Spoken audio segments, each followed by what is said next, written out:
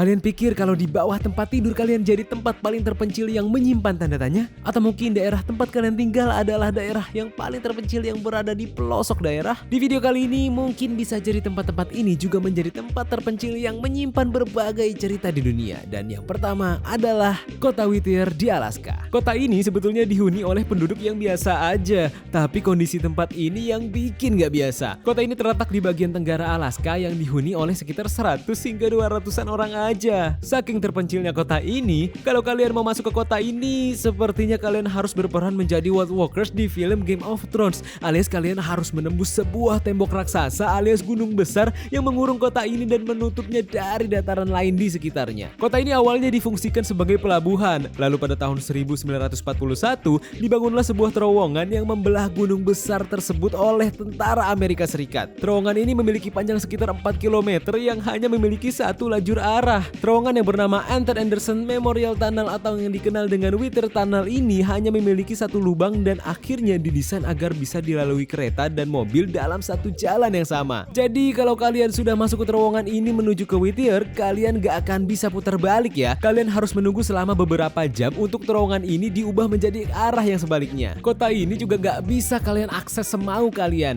Selain kalian harus menunggu untuk diubah arah jalannya kendaraan dalam satu terowongan Whittier ini juga nggak dibuka selama 24 jam. Iya, terowongan ini akan berhenti beroperasi pada malam hari. Jadi hati-hati kalau kalian main ke kota ini. Jika kalian pulang terlambat karena terlalu asik menikmati indahnya kota ini, siap-siap aja kalian harus nunggu sampai besok pagi agar gerbang raksasa yang menutup kota ini dibuka lagi. Di kota ini kalian juga hanya bisa melihat satu tempat tinggal untuk semua penduduknya, yaitu sebuah apartemen sederhana dengan 14 lantai yang dibangun bersamaan dengan kantor polisi, penjara, kantor pos, gereja, tempat belanja, dan lain-lainnya yang berada menjadi satu di dalamnya. Masyarakat Whittier bukan gak mau punya rumah sendiri-sendiri, tapi memang kontur tanah di kota ini yang gak memungkinkan untuk membuat rumah satu-satu. Ditambah kejadian gempa di tahun 1941 yang mengubah kontur tanah kota ini dan bencana tsunami yang pernah juga menyapu rumah-rumah di sana. Padahal kota ini berada di benua Amerika, tapi karena kondisinya yang terhalang gunung dan berada di samping laut, membuat seolah-olah kota ini adalah kota yang berada di antah berantah. Kalau kalian ingin mencoba mengunjungi kota ini, pastikan ketika pulang gak ada barang kalian yang ketinggalan di kota ini ya, karena kalian gak akan bisa langsung putar balik kembali ke kota ini. Edinburgh of the Seven Seas. Edinburgh of the Seven Seas adalah sebuah kota yang menjadi ibu kota dari Kepulauan Tristan da Cunha yang terletak di Samudra Atlantik Selatan. Belum lengkap membahas kenapa kota ini terisolasi dari dunia luar, tempat ini sebetulnya bisa menjadi destinasi liburan kalian karena tempat ini dikelilingi oleh kondisi alam yang sangat indah, termasuk gunung yang menjulang, air terjun yang cantik, dan laut yang biru. Tapi apakah kalian benar-benar ingin pergi ke tempat ini atau enggak?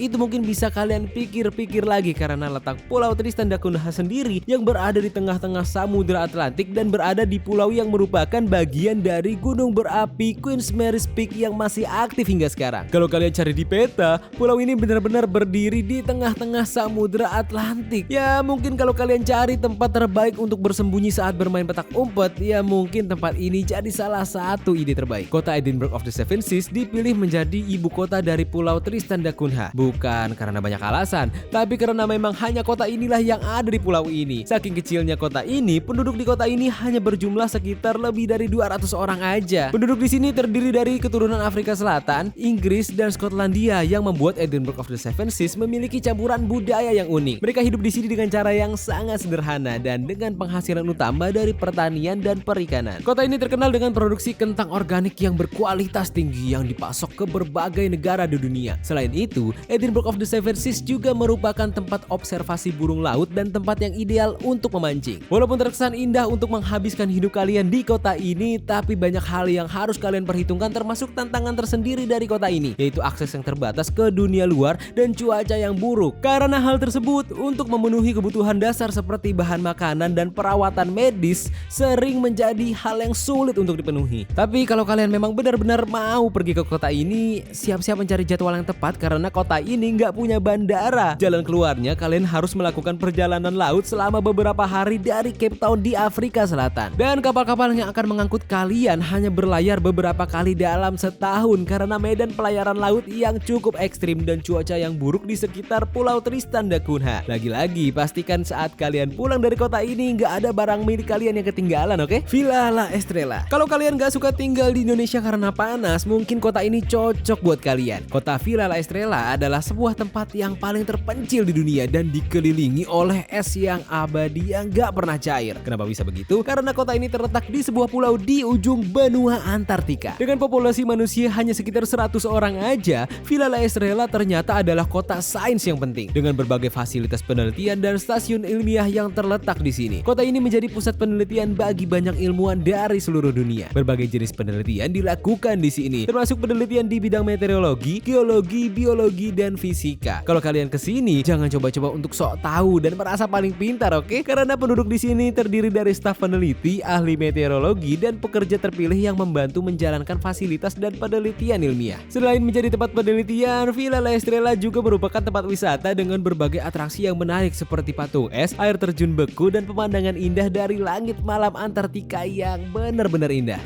Kira-kira tantangan apa yang ada di kota ini? Mungkin kalian udah bisa bayangin dengan lokasinya yang berada di dataran es. Kota ini udah pasti dinginnya bukan main. Rata-rata suhu di sini sekitar minus 10 derajat Celcius. Dan yang paling parahnya, ketika puncak musim dingin suhunya bisa mencapai minus 30 derajat Celcius. Akses ke kota ini juga hanya bisa menggunakan pesawat, tapi nggak langsung sampai. Kalian harus naik mobil kalau jalanannya masih terlihat. Kalau mobil nggak bisa digunakan, terpaksa kalian harus kembali naik pesawat helikopter untuk sampai ke kota ini dari bandara. Kota selanjutnya yaitu Coober Pedy. Sekilas kota ini adalah kota kecil di sebuah gurun pasir di Australia. Tapi kalau kalian datang ke sana, akan seberapa kaget kalian karena ternyata kota ini bisa lebih besar dari apa yang kalian lihat di permukaan. Ya, karena kota ini berada di bawah tanah. Kota ini terletak sekitar 846 km sebelah utara Adelaide di Australia. Kota ini terkenal karena pertambangan opal, yaitu sejenis batu permata berwarna-warni yang melimpah di daerah tersebut. Cerita ini berawal dari sekitar abad ke-20, di mana kota ini tercipta karena ditemukannya opal yang melimpah di daerah ini. Hal ini membuat berbagai orang berdatangan ke daerah ini untuk membuka tambang opal. Mereka pun memutar otak untuk mencari perlindungan dari teriknya matahari dan suhu di sana. Saat itu dengan menggali tanah dan bebatuan di sana untuk membuat gua. Kegiatan penggalian yang tadinya untuk membuat tempat berlindung ternyata juga membantu untuk menemukan opal yang lebih banyak berada di bawah tanah. Seiring berjalannya waktu, ruang bawah tanah yang semakin luas terbentuk ini dirasa memiliki suhu yang lebih stabil ketimbang di permukaan.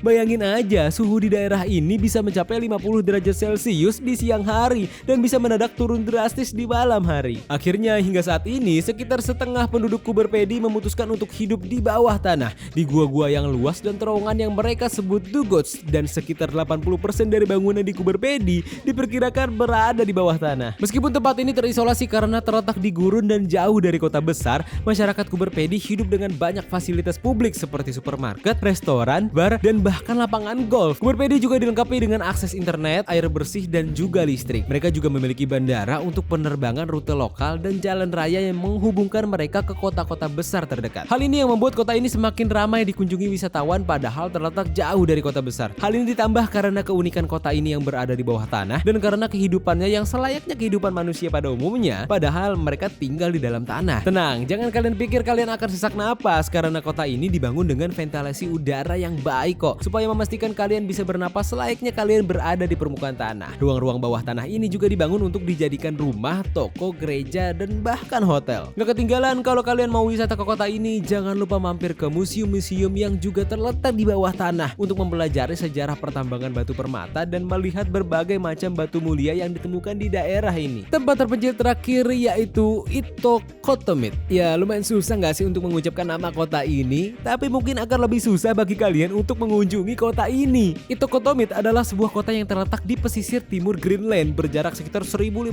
km dari ibu kota Greenland, Nuuk. Kalau kalian memang benar-benar niat ingin datang ke kota ini hanya bisa dijangkau melalui jalur udara dengan helikopter atau jalur laut melalui perairan Arktik yang berbahaya karena tersebarnya bongkahan es kutub utara yang besar dan dingin. Ingat film Titanic kan?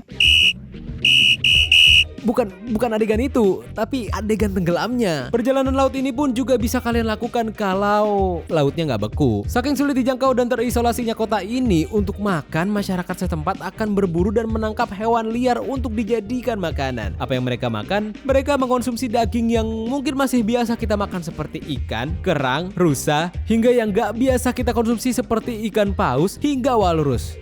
Kayak apa ya rasanya? Walaupun terisolasi dari dunia luar, masyarakat di sana merasa bangga dan dan senang untuk tinggal di sana. Tentunya karena kehidupan di sana yang tenang dan pastinya nggak ada knalpot ember. Sekitar 450 penduduk di sana hidup dengan cara tradisional dan mengandalkan hasil tangkapan mereka untuk bertahan hidup. Mereka juga hidup di bawah kondisi lingkungan yang ekstrim karena berada di pinggir laut dan pastinya dengan suhu yang rendah sepanjang waktu. Saking terpencil dan jauhnya dari aktivitas manusia, kota ini menawarkan pemandangan alam yang luar biasa seperti pemandangan gunung es dan kehidupan liar seperti beruang kutub, anjing laut, dan hewan-hewan lainnya. Wah, gimana? Dari berbagai tempat-tempat terpencil tersebut, kira-kira tempat terpencil mana yang justru kalian tertantang mau kunjungi? Tulis di kolom komentar, oke? Terima kasih banyak sudah menonton video kali ini. Jika suka, klik like dan share sebanyak-banyaknya dan subscribe supaya kalian tambah pintar. Jangan lupa klik tombol lonceng untuk video terbaru lainnya. Terus belajar, tetap produktif, dan tetap semangat. Ferdian pamit, jumpa lagi kita di video lainnya.